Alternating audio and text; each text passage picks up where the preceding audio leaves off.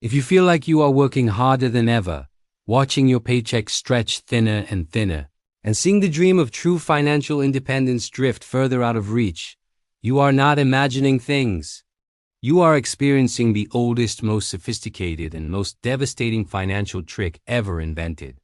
The feeling of constantly running in place, where every raise is immediately swallowed by rising costs, isn't a sign of a bad economy. It's a symptom of a deliberate, calculated policy. They call it inflation, a natural consequence of growth. But history reveals a far darker truth. Inflation is not an economic accident. It is, by design, the most effective tool governments use to quietly, painlessly, and systematically rob the middle class of its accumulated wealth. Before we pull back the curtain on this generational theft, I have a question for you.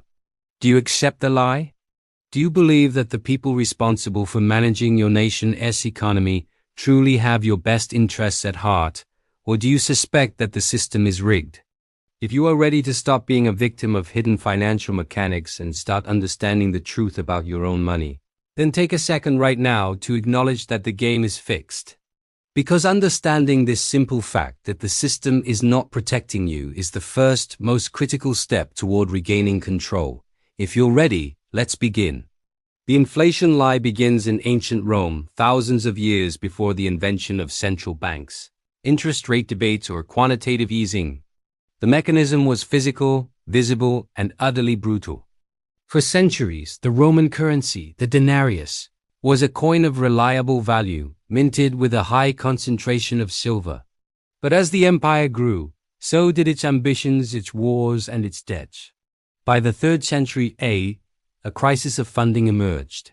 Emperors needed money to pay massive military expenses and maintain their opulent power structure. Openly raising taxes on the citizens was politically impossible. It risked rebellion. So they found a silent solution: debasement. They began systematically reducing the amount of silver in the denarius, replacing it with cheaper base metals like copper.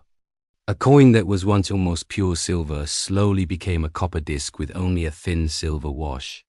The government used this newly created wealth to fund its obligations. But who paid the real price? The everyday Roman citizen. Every merchant, every soldier, every farmer who had saved denarii found that their savings were worth less and less. Prices for food, land, and goods skyrocketed. Inflation became hyperinflation. Savings evaporated. It was a silent, insidious tax on the entire population, forcing the transfer of wealth from the ordinary saver and worker directly into the hands of the imperial state. This historical precedent is the fundamental blueprint for every single inflation event that has afflicted the Western world ever since. It shows us that inflation, at its core, is a government tool, not a market failure. Fast forward over 1,000 years to the birth of the modern financial system.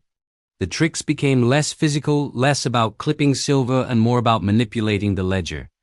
The real game changer, the moment the inflation lie was truly institutionalized, came in 1694 with the creation of the Bank of England. Britain, needing money to finance wars with France, established a system where wealthy investors bought government bonds. The crucial hidden element was who paid the interest on these bonds. Ordinary people paid it through taxes on essential goods like salt, beer, and cloth. The wealthy lent money and earned a secure return. The working class paid higher taxes to fund those returns. This cemented a pattern that defines our modern world. Lending money to the government is the safest investment, and its returns are guaranteed by the labor and consumption of the masses. This structure created the perfect environment for the inflation lie to thrive, allowing governments to spend far beyond their means by slowly divorcing the currency from any intrinsic value. Now we arrive at the modern age, where the trick is no longer a copper-filled denarius or a bond paid for by a salt tax. Today, the mechanism is the massive, perpetual deficit spending that defines every major Western economy. Governments consistently spend more than they take in through taxes, issuing colossal amounts of bonds. The public is told this debt is for infrastructure or jobs. But the hidden trick here is not the debt itself, but who ultimately pays for it. When repayment time comes, governments rarely cut spending at the top. They raise taxes, slash benefits, or most commonly, They inflate the currency. This is the modern sanitized version of the Roman debasement. Instead of physically clipping silver, the central bank electronically expands the money supply. When more dollars, pounds, or euros chase the same amount of goods and services, prices rise. This is the inflation lie in action. The debt is presented as for the people, but the burden of servicing that debt through the loss of purchasing power lands squarely on the shoulders of the middle class and the poor. The reason this system works so flawlessly is that governments frame inflation as an external, inevitable force. They never admit that rising prices are often a direct policy choice. Governments love inflation for two reasons. First, it is an extremely efficient form of stealth taxation. Your savings, earned through years of hard labor, shrink in real value, and you haven't seen a single bill that explicitly says inflation tax 10%. Second, and crucially, inflation reduces the real value of their colossal debts. They inflate away the problem. For the government, this is a financial miracle. For the citizen, it's financial erosion. This is not a glitch in the system. It is the system. But the 21st century has introduced levels of sophistication that the Roman emperors could only dream of. The most powerful modern trick has a complex name and a simple purpose: quantitative easing, or QE. Stripped of the academic jargon, QE is the creation of trillions of dollars, pounds, or euros out of thin air by central banks. This money is then used to buy up government bonds and other financial assets.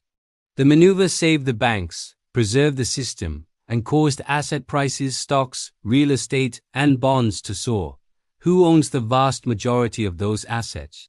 The wealthy? The average household received minimal direct benefit from this trillion-dollar flood. But they faced the profound downside: distorted markets, rising living costs, and the ultimate inflation of the prices for everything they need to survive.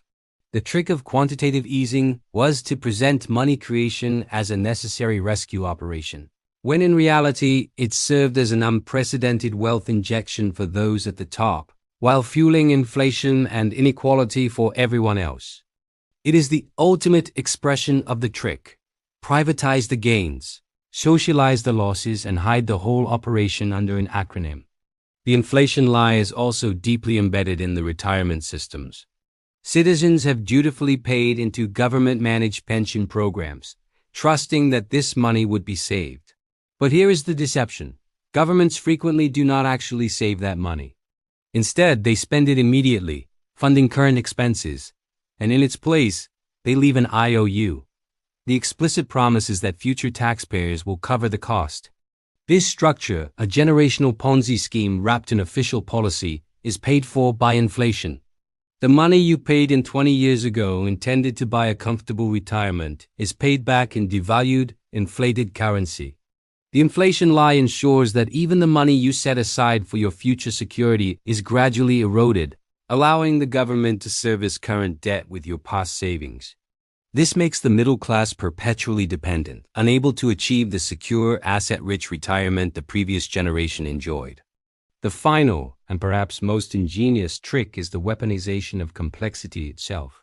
How do governments hide such massive systemic wealth transfers? They camouflage it.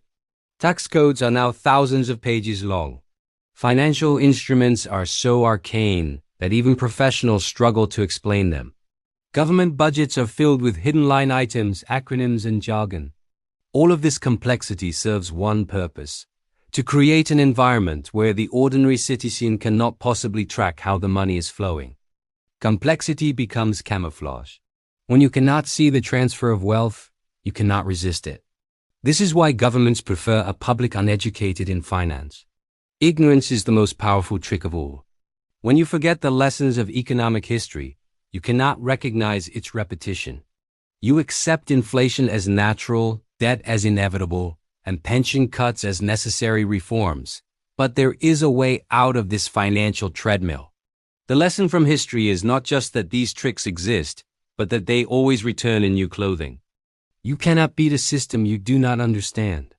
You must become a student of economic history because financial education is the only true form of resistance. So, what steps must you take to escape the inflation lie? First, always look beyond the headline. When a politician announces a massive stimulus package or a new phase of quantitative easing, immediately ask, who profits first?